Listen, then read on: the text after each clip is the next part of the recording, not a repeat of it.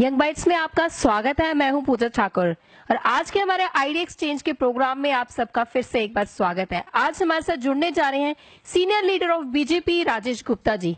तो आइए उनसे बात करते हैं। सर, यंग बाइट्स में आपका स्वागत है। आपका भी बहुत बहुत शुक्रिया, आप यहाँ पर तशरीफ लाए। जी जी जी।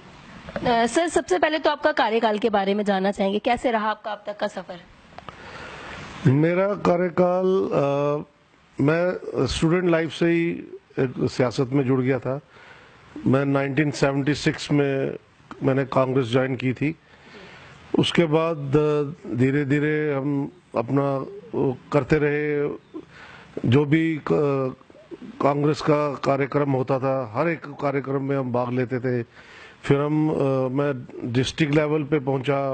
धीरे धीरे मैं स्टेट लेवल का प्रेसिडेंट रहा यूथ कांग्रेस का। तो फिर राजनीति में हम काफ़ी सक्रिय हो गए। मतलब आप कह सकते हैं कि फ्रंट लाइन लीडर था मैं। अब मैं अपने कार्यकर्ती जो की है वो अगर बताना शुरू करूं तो बहुत लंबी फहरिस्त हो जाती है। मेरा कहने का मतलब था कि शुरू से ही हमने जो एक देश सेवा की भावना थी और अपने जम्मू के लिए काम करने का शौक था, तो मैंने वो किया। मैंने कई राजनीतिक पार्टियां चेंज भी की।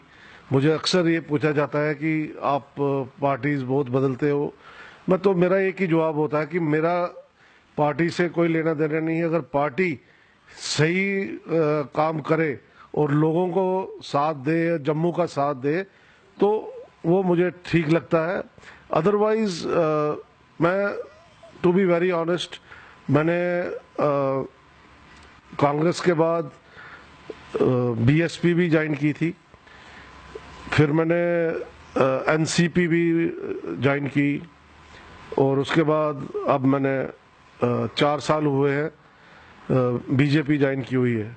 कुल मिला के मेरा 35-36 साल का जो अपना राजनीतिक रहा है मेरा एक्सपीरियंस, तो उसमें मैंने हमेशा सच्चाई की जंग लड़ी है और कभी मैंने चमचागिरी, यू कैन से साइकोफेंसी में बिलीव नहीं किया।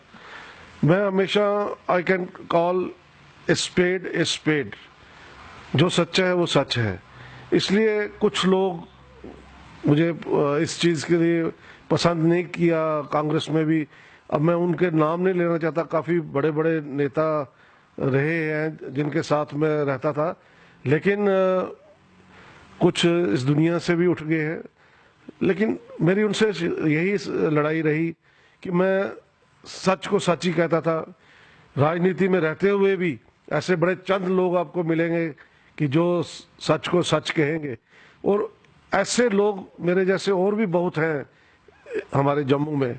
लेकिन उनको ना पब्लिक की तरफ से रिकग्निशन मिलती है और ना ही पार्टी की तरफ से, क्योंकि पार्टी उन्हीं लोगों को वो पसंद करती है जो उनकी क्या कहते हैं, चमचागिरी वगैरह करे, साइकोफेंसी करे। इस तरह से आपने बताया कि कांग्रेस में आपने कांग्रेस पार्टी के साथ आप जुड़े थे कई सालों तक, तो आपके द्वारा क्या क्या कार्य किए गए थे उस दौरान? मैंने जो सबसे बड़ा कार्य किया वो है, मैंने 36 टाइम ब्लड डोनेट किया। I was the highest blood donor that time, youth Congress time में। मेरे साथ उस वक्त रमन बल्ला भी थे, उनका भी सेम ही, उन्होंने भी काफ़ी ब्लड डोनेट किया था सेम रेशो में। तो और हमने बड़े सामाजिक कार्य किए, जैसे बाढ़ आई थी जम्मू में 91 में, शायद 89 में। तो उस वक्त भी हमने काफ़ी लोगों से चंदा इकट्ठा करके उन गरीब लोगों को जिनके परिवार बाढ़ पीड़ित हुए थे, उनको हमने कंबल और सामग्री खाने की वो बांटी थी। फिर एक बार गुजरात, महाराष्ट्र, लातूर में भी भूचाल से काफ़ी लोगों की हमने मदद की थी, ऐसे चंदा इकट्ठा करके। और सोशल काम हमने बहुत किए हैं। तो बाकी 2008 में मैंने एक बार फिर कांग्रेस छोड़ दी थी जम्मू की खातिर। मैंने जंप किया इसमें, जो श्री अमरनाथ लैंड रो की एजिटेशन हुई थी, बम बम बोले से वो ज़्यादा जानी जाती है। तो उस दौरान मेरी बाजू भी टूटी थी। तो मुझे याद है उस वक्त होम मिनिस्टर आर पाटिल थे और वो आए थे वहाँ पर एक डेलीगेशन लेके। तो जब वो डेलीगेशन एक प्रेस कॉन्फ्रेंस कर रहा था, जब प्रेस कॉन्फ्रेंस खत्म हुई तो मैं होम मिनिस्टर साहब से मिला और उनसे रिक्वेस्ट की कि आप 2 मिनट मेरे साथ आइए, आप तो यहाँ जम्मू के लोगों का जायज़ा लेने आए हैं कि वो इस एजिटेशन में क्या चल रहा है। तो मैंने कहा आप एडजॉइनिंग एरिया में मेरे साथ चलें और देखें कि जम्मू के लोग एक बॉर्डर टाइप सिचुएशन में रह रहे हैं, हर जगह फेंसिंग की हुई है। तो उस वक्त होम मिनिस्टर के ये अल्फाज थे कि hell with you and hell with Jammu. तो उस बात को सुन के मुझे बहुत गुस्सा आया। मैंने कहा ये देखो, ये डबल स्टैंडर्ड के लोग अभी ये प्रेस कॉन्फ्रेंस में संवेदना प्रकट कर रहे थे जम्मू के लिए, तो बाहर आते ही वो कह रहे हैं कि hell with Jammu and hell with you. तो मैंने उनकी गाड़ी रोक दी, अकेला था मैं, I was not prepare for that कि अभी ऐसा होने वाला है। तो मैं उस वक्त उनकी गाड़ी 10 मिनट रोकी, उनके सामने मैं नारे लगाता रहा कि शिवराज पाटिल हाय हाय, शिवराज पाटिल हाय हाय। सॉरी, मैंने पहले उनका नाम आर पाटिल बोल दिया, शिवराज पाटिल थे वो। तो शिवराज पाटिल हाय हाय उनके मुंह पे ही लगाता रहा, उनको आगे जाने नहीं दिया 10 मिनट। फिर उस वक्त जॉनी विलियम होते थे सिक्योरिटी के, उन्होंने मुझे हटाने की कोशिश की और कहा राजेश आप पीछे हट जाइए वरना हम आपको रेस्ट कर लेंगे। मैंने कहा okay you can do your job, I am doing my own job. मैं कैसे बर्दाश्त करूं कि जो बंदा as a home minister Jammu में आके दोगला व्यवहार कर रहा है। वो मेरा कहने का मतलब ये था कि मैंने जम्मू के लिए इतना वो जोश दिखाया, दम दिखाया, लेकिन अफसोस इस बात का है कि हमारे जम्मू के लोग तो है बहुत अच्छे, लेकिन उनमें पॉलिटिकल सोच की कमी है। उनको they are not political minded persons, they are busy with their own business. इसके कंपेयर अगर आप देखें तो कश्मीर के लोग वो इतने पॉलिटिकल अवेयर हैं कि उनका बच्चा बच्चा पॉलिटिक्स का वो जानता है कि क्या हो रहा है क्या नहीं। जहाँ भी आप जाओगे वहाँ पर सियासत की चर्चा होती है वहाँ पर। ये चीज़ हमारे यहाँ कमी है और हम लोग एकजुट नहीं होते हैं कभी भी। आप चाहे कोई भी जम्मू में ऑर्गेनाइजेशन बनाओ, चाहे वो किसी भी संस्था से जुड़ी हो, पॉलिटिकल हो, सोशल हो, कोई व्यापारियों की हो, लेकिन चंद दिन वो चलेगी, उसके बाद फिर आपके लेग पुलिंग हो जाती है। इस तरह से इस समय आप बीजेपी के सीनियर लीडर हैं, उस टाइम पे आप कांग्रेस के पार्टी के लीडर थे, तो उस दौरान पे आपका ऐसा कौन सा कार्य जो अधूरा रह गया था, आप बीजेपी में आके आपने जो उसे पूरा किया हो? देखिए पूजा जी, जो मैंने पहले भी कहा आपसे कि मेरा लक्ष्य सिर्फ देश सेवा था और जम्मू के लोगों का सेवा करना।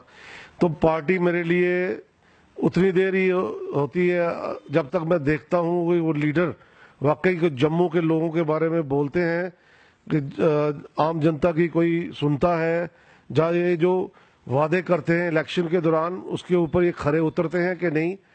तो being a party worker, party leader, चाहे कांग्रेस हो चाहे बीजेपी हो, हर पार्टी में एक इनर पार्टी डेमोक्रेसी होती है।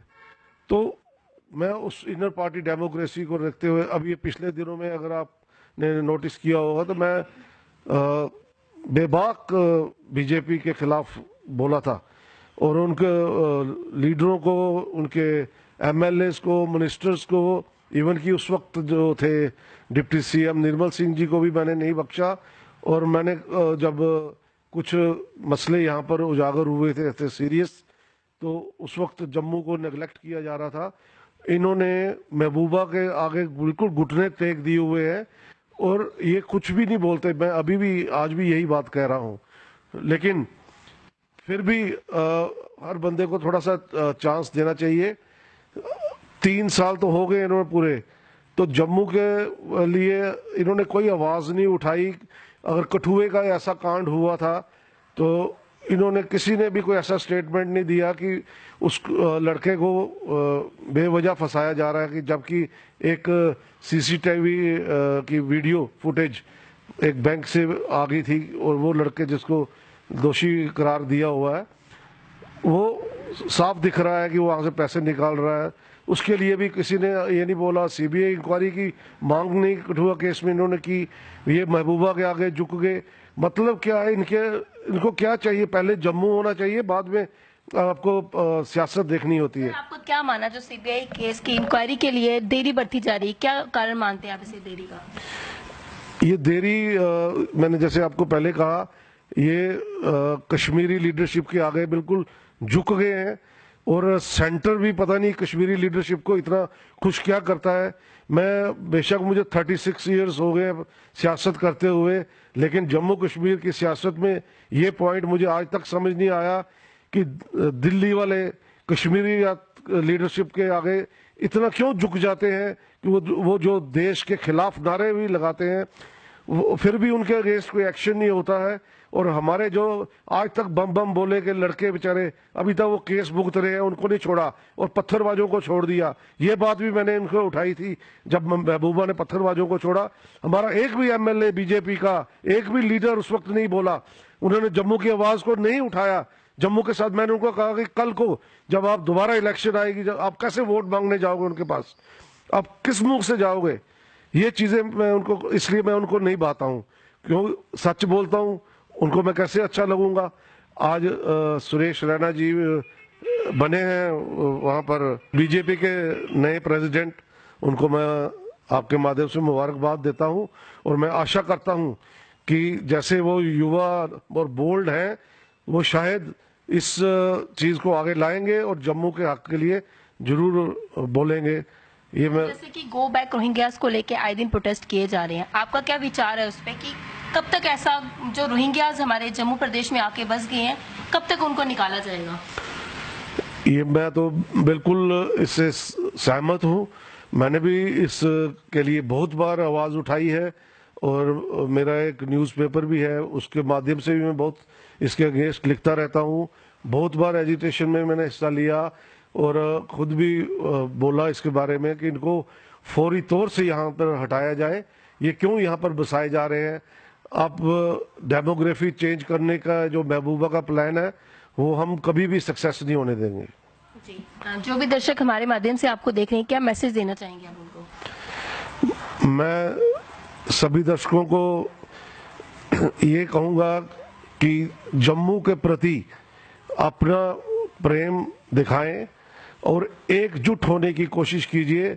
जब तक हम लोग जम्मू में एकजुट नहीं होंगे तो हम जम्मू को नहीं बचा सकते। हमारा जम्मू में एकता होना, जैसे उस वक्त हम एकत्रित हो गए थे बम बम बोले के दौरान, वैसा हमारे एक ही आवाज में लीडर चाहे आप कोई भी चुन लीजिए, लेकिन एक आवाज पे जम्मू के लोग इकट्ठे होने चाहिए। और जम्मू के लिए थोड़ा सा पॉलिटिकल थिंकिंग लाइए और ये सोचिए कि हम किस तरह से डेमोग्राफी चेंज करने वालों की साजिश को नाकाम कर सकते हैं। यह हम तभी कर सकते हैं जब आप एक हो जाएंगे। बाकी जो पॉलिटिकल मुद्दे हैं, आप किसी भी पार्टी से ताल्लुक रखो, लेकिन जम्मू के जब कोई इशू बनता है जम्मू के लिए, तो उस वक्त आप सबको इकट्ठे होने चाहिए। ये कश्मीर वालों से सबक सीखना चाहिए। वैसे वो एक दूसरे के बेशक मुखालफी हो, लेकिन जब कश्मीर के ऊपर बात आती है तो चाहे महबूबा मुफ्ती हो, तो अब्दुल गनी गिलानी हो, शेख अब्दुल्ला हो, फरूक अब्दुल्ला हो, ये सब इकट्ठे हो जाते हैं। तो हमें भी इनसे सबक सीखना चाहिए। हमें भी जम्मू को एकजुट करना चाहिए और जम्मू के लोगों में प्रेम भाव, चाहे हिंदू मुस्लिम सिख ईसाई, सब इसमें हमारा जम्मू का एक पुराना रहा है इतिहास कि इन्होंने बहुत कोशिशें की हमें लड़ाने की, लेकिन आज तक हमारा यहाँ पर भाईचारा मौजूद है और वही भाईचारा मौजूद रहे। और आपके माध्यम से मैं अपने मुस्लिम भाइयों को आज रमजान के मौके की मुबारकबाद भी देना चाहता हूँ। बहुत बहुत धन्यवाद। ये थे हमारे साथ BJP senior leader Rajesh Gupta ji. काफी अच्छा मैसेज इन्होंने दिया। अगले हफ्ते फिर ऐसी किसी शख्सियत से फिर से आपको रूबरू करवाएंगे। तब तक के लिए देखते रहें इंपाइट्स। मुझे दीजिए वीडियो जर्नलिस्ट अभिषेक के साथ इजाजत। नमस्कार।